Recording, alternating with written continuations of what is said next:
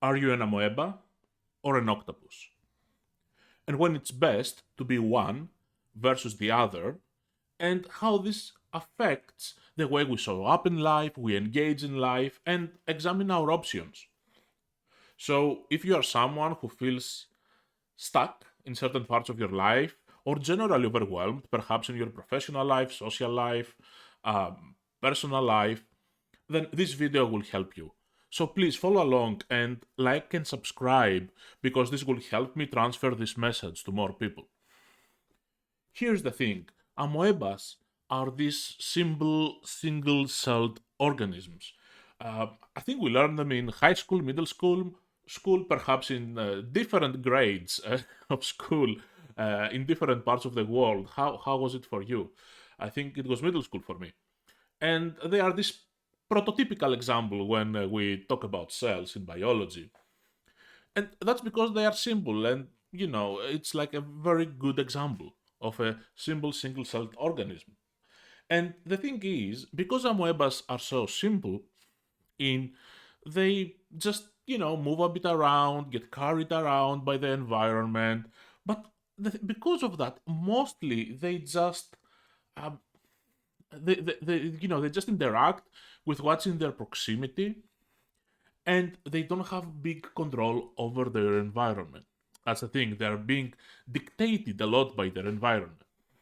So in that sense, amoebas are always in the moment, but not because they choose it, but because they don't have many options. They don't have many ways, many degrees of freedom, many ways to, manipulate the environment around them, make changes, and move forward, right? They can wiggle a bit around, but it's kind of limited. So they don't choose much.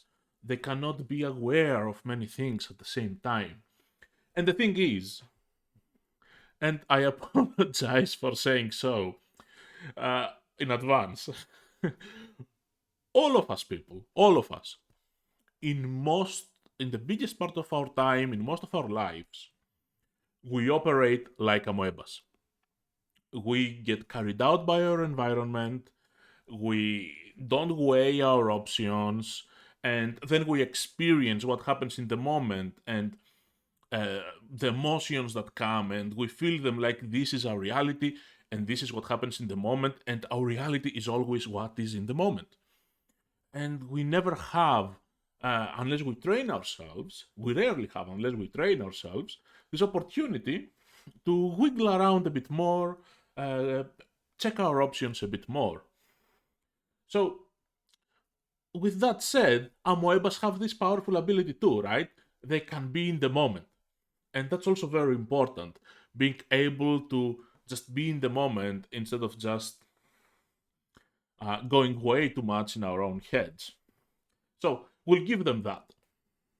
I'm curious, by the way, with everything we said so far, how do you feel about amoebas? What are your thoughts about them? What do you feel about us being amoebas, the biggest part of our time in our lives?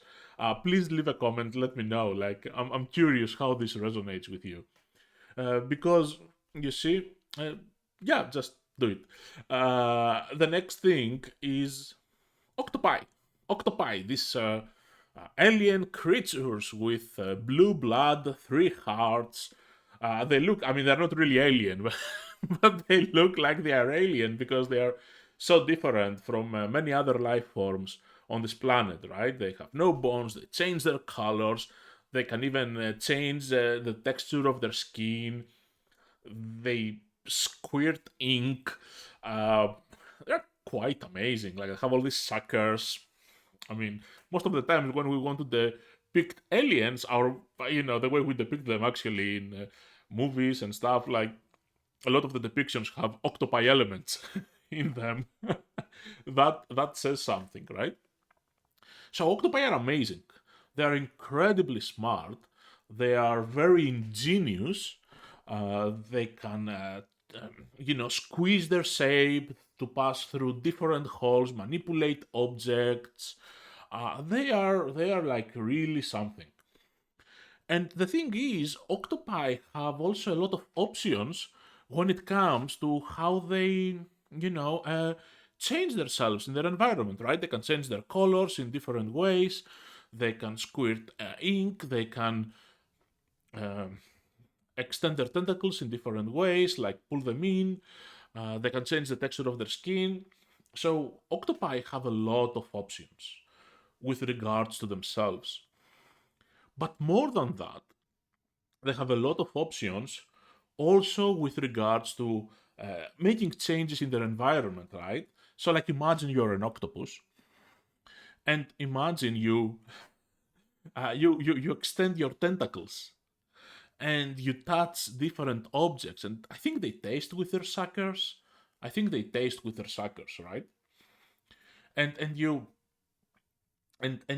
just examine them, and you hold different objects or different ideas or the possibilities of different feelings and emotions at its tentacle. Like, okay, in this moment I could be sad, I could be happy, I could be uh, disappointed, I could be hopeful, right? And imagine you hold all these possibilities, and you have this like head with the beak, this central intelligence that kind of examines which one you want to pick, which one can be right for you, and you can taste them all, you can feel them all, you can see them all, and you kind of build this meta awareness of octopi level. Perhaps if you want, you can grow more than 8 tentacles in your mind if this helps you. And then you decide what's right for you, right? And then you may change your color and all the other things, but also you kind of check in the environment what are the things that matter or the things in your thoughts that matter, right? So this is the power of being an octopus, and this is amazing. This is like, it's kind of a superpower. And of course, like, we humans cannot grow like tentacles. I mean, we have 2 hands and 2 legs, so I don't know, four limbs. But I mean, we can grow mental tentacles, right? How do we extend our consciousness, our awareness, so we can hold different things together and make choices? And how do we learn that to be able to do this more easily, more automatically?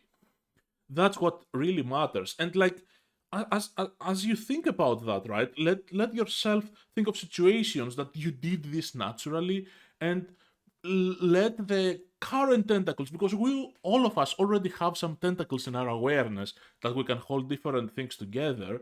Let these like grow even bigger, realize them more, and then try to grow new ones. That's part of growth. But sometimes when we hold many things together, that's the thing, right? That's the thing we should be careful about. We kind of get overwhelmed by trying to decide, like, is it this, is it that, right? So it's important, right? And so, or we may just stay in a space of dissociated indecisiveness without choosing anything, even though we are calm. So it's important to like be able to make choices and be able to go also in the moment, like an Amoeba, be able to transfer from an octopus state of mind to an Amoeba state of mind, right? Be able to be like, yes, I want this, that's in this tentacle, and now I'm pulling it in with me, I'm pulling all my other tentacles in, and I'm more like a blob that floats, and now I'm experiencing this. Now, this is my experience. This is how I am in the moment. And then I can extend my tentacles, let the thing go, and move my tentacles, the tentacles of my consciousness around, and pick another thing. Examine it. And doesn't mean it will fit for me, but I will play with it. I'm curious with it, right? And I can be like, oh, okay, like, it feels like that. Okay, doesn't feel right. Okay, let it go. Or it feels right. Okay, I can have a bit more, right? And then letting it go and picking another thing and moving along in the ocean of life, right? We all swim in. So that's the power of both being an octopus, but always being able to switch with awareness in a kind of like amoeba state of mind, because sometimes we don't need to overanalyze things, right? We just need to experience them, we just need to feel them, and these moments are also magical, provided we have this meta awareness connected with them. That's what being an octopus or an amoeba and being to transfer between the two is really about. So if this, let me know, did this spark something inside you? Like, I don't know how you feel now about amoebas, by the way. Maybe your thoughts changed from before. So I'm curious, like, what are your thoughts now? How they changed? Please let me know. And yeah. What do you think now about octopi? Right? Do you love them more? I don't know. I love them a lot. So so let me know also what this also sparks in your mind, right? And I would love to hear from you, like how what ways you realize now to have to extend the tentacles of your consciousness. What new ways come for you right now to extend the tentacles of your consciousness? Let me know and write it down in the comments, and I would love to hear back from you. So please like or subscribe to help this reach more people. Thank you very much. Have a nice day.